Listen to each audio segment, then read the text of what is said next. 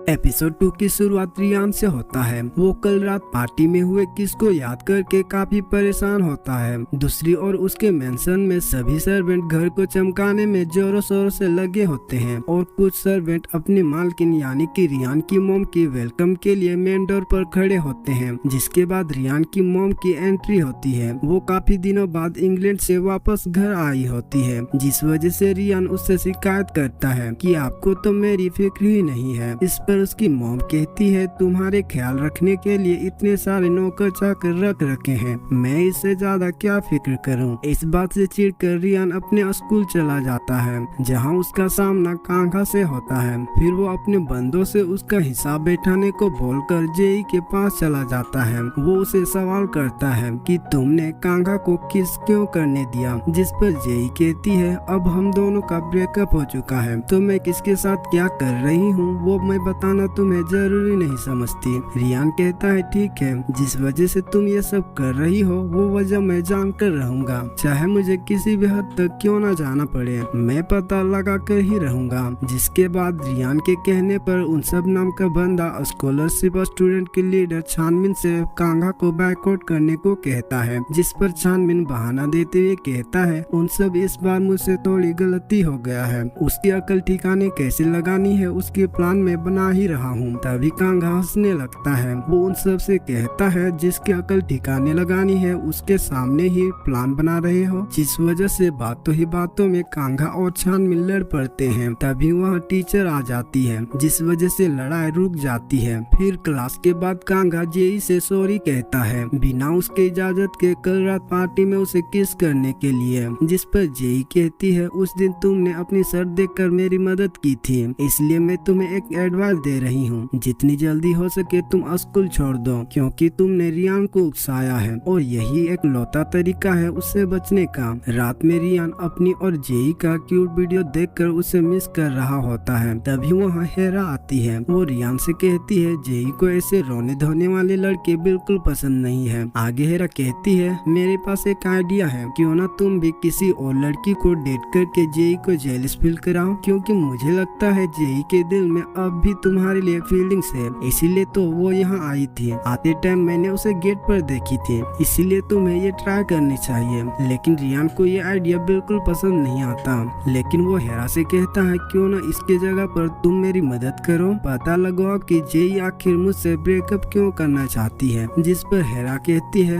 माना कि मैं तुम दोनों को साथ देखना चाहती हूँ, लेकिन इसके लिए मैं अपनी बेस्ट फ्रेंड की जासूसी नहीं कर सकती। दूसरी ओर वो जिन जेई से मिलने एक बार में जाता है, जहाँ दोनों एक दूसरे से अपने सीक्रेट शेयर करने वाले थे। वो जिन का सीक्रेट ये था कि वो अपनी क्लास टीचर मिस हान को डेट कर रहा है, जहाँ जेई का सीक्रेट ये था कि उसे कोई अननोन पर्सन ब्लैकमेल कर रहा है। इससे पहले दोनों अपने सीक्रेट एक दूसरे को बताते उससे पहले ही जेई को ब्लैकमेलर ब्लैकमेल करने लगता है। वो जेई को उसके डैड के कंपनी जेयूल ग्रुप के सेक्रेटरी का नंबर सेंड करता है, जिसे देख जेई घबरा कर वहाँ से चली जाती है। अगले दिन जेई अपने डैड और जेहो के साथ जंगल शिकार पर जाती है, जहाँ उसके डैड को उसके सेक्रेटरी का कॉल आता है। वो उसे बताता है कि इंटरनेट पर कुछ अपलोड हो गया है, जिससे उसे काफी नुकसान हो सकता है। फोन पर बात करने के बाद डैड जेई से सवाल करता है। वो उसे पूछता है, क्या ये सब सच है जेई? आखिर तुम अपनी उस माँ की तरह ऐसे कुछ कैसे कर सकती हो? जवाब दो मुझे।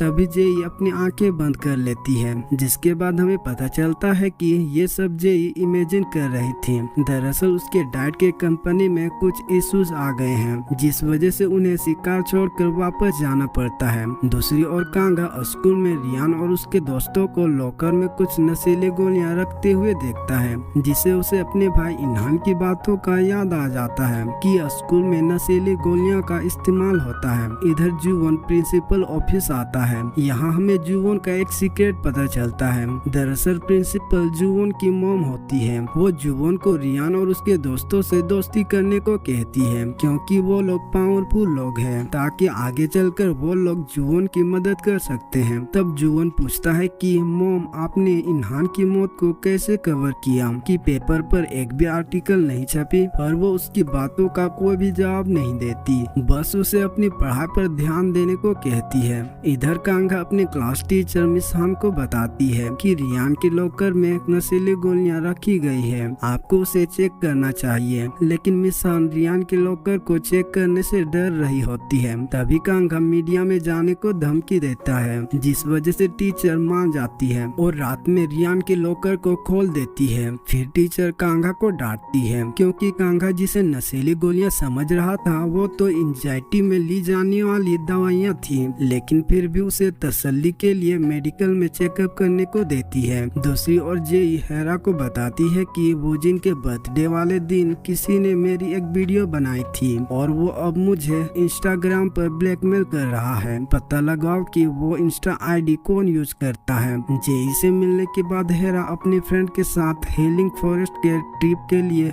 शॉपिंग करने जाती है। तभी उसे याद आती है कि वूजिन के बर्थडे वाले दिन उसने किसी के साथ नाइट स्पेंड की थी। वो थोड़ी घबरा जाती है। वो जल्दी से किसी को कॉल करती है और उसे उस अननोन इंस्टा आईडी के बारे में पता लगवाने को कहती है। अगले दिन सभी स्टूडेंट को हीलिंग फॉरेस्ट ट्रिप पर लाया जाता है, जहां स्कॉलरशिप स्टूडेंट को बाकी सबसे अलग जगह पर रखा जाता है। दूसरी ओर हेरा जेई को बताती है कि मैंने किसी को उस इंस्टा आईडी का पता करने को बोली हूँ। मुझे यकीन तो नहीं है, लेकिन वो जल्द ही पता लगा लेगा। उधर कांगा भी इन गोलियों को मेडिकल में चेकअप करने के लिए ले जाने लगता है। जेई के सिगरेट खत्म हो गई थी, इसलिए वो कांगा के साथ उसे खरीदने के लिए जाती है। जिन दोनों को साथ में ऐसा देख रियान जेलस फील करने लगता है और ऊपर से हेरा उसके जलन पर नमक छिड़कने का काम करती है। नेक्स्ट सीन में दोनों बारिश के कारण स्टोर के बाहर ही बैठे होते हैं, लेकिन जबकि स्टोर बंद होता है इसलिए दोनों वापस आने के लिए बारिश में ही निकल जाते हैं। घर पहुंचने के बाद जेई कांगा को अपने कपड़ा सुखाने के लिए अंदर आने को कहती है। जिन दोनों को साथ में अंदर जाते मिस हान देख लेती है। इधर चानमिन कांगा को सबक सिखाने के लिए उसके कमरे के बाहर अपने बंदों के साथ इंतजार कर रहा होता है और वो काफी फ्रस्ट्रेट भी होता है क्योंकि अभी तक कांगा वापस नहीं आया होता है। दूसरी ओर कांगा तो आराम से जेई के कमरे में होता है। कांगा का कपड़ा सूख रहा होता है, तब तक दोनों टीवी देख रहे थे। देखते देखते कांगा जेई के शोल्डर पर ही सिर रख कर सोने लगता है। तभी जेई कहती है, तुमने जब मुझे उस दिन किस किया था तो मुझे अच्छा लगा था। ये सुन कांगा जेई को फिर से किस करना चाहता है। दूसरी ओर मिस हान वूजिन को बता देती है कि अभी उसने कांगा को जेई के साथ उसके रूम में जाते देखी। वूजिन जल्दी से ये बात रियान को बता देता है। फिर रियान प्रिंसिपल को कॉल करके बुलाता है। इधर कांगा जेई को किस करने ही वाला था कि वहाँ रियान प्रिंसिपल के साथ आ जाता है और उन्हें रंगे हाथ पकड़ लेता है। प्रिंसिपल जेई को तो कुछ नहीं कह सकती है, लेकिन वो कांगा के साथ बहुत बुरा ट्रीट करती है। अगले दिन वो सारे टीचर मीटिंग बुलाकर कांगा को स्कूल छोड़ने को कहती है। उस पर एलिगेशन लगाया जाता है कि वो स्कूल के नियम कानून को तोड़ा है। तभी वहाँ जेई आकर सबके सामने कहती है कि मैंने ही इसे अपना रूम बुलाया था मेरे लिए कुछ लाने के लिए और ये मुझे वही देने आया था। अगर सजा देनी है तो मुझे दीजिए। इसके साथ ही जेई रियान को भी साफ साफ कह देती है कि मैं कांगा को लाइक करती हूँ, इसलिए उसे परेशान करने के बारे में सोचना मत। ये सुनकर रियान आग बबूला हो जाता है, लेकिन हेरा उसे संभाल लेती है। वहाँ से बाहर आने के बाद कांगा जेई से कहता है, आखिर तुमने मेरे लिए ऐसा क्यों किया? इससे तुम्हारे बारे में लोग अजीब तरह की गॉसिपिंग करेंगे। लेकिन जेई उसकी बातों पर ध्यान नहीं देती है। वो कांगा के ब्रेसलेट को देखती है, जिससे उसे इन्हान की याद आने लगती है क्योंकि ऐसे ही ब्रेसलेट इन्हान के हाथों में होता था। इसीलिए जेई कांगा से सवाल करती है। वो कांगा से पूछती है, आखिर तुम कौन हो और यहाँ आने का क्या मकसद है तुम्हारा?